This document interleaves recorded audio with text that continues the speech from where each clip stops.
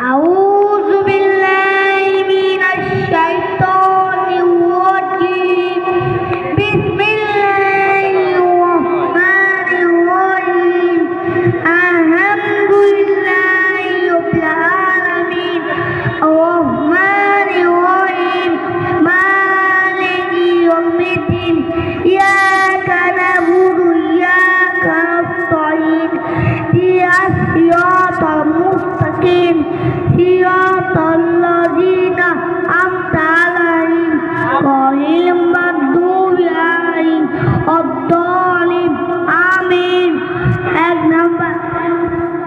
হাদিস শরীফ قال النبي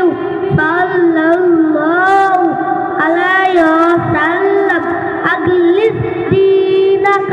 يكفيك العمل القليل হাদিস শরীফের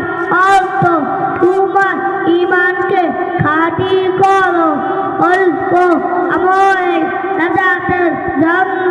যথেষ্ট হইবে। 2 নম্বর হাদিস শরীফ খায়রুকুম মান তাআল্লামা কুরআন ওয়া আল্লামা তোমাদের মধ্যে সর্বোত্তম ওই ব্যক্তি যে কোরআন শিক্ষা করে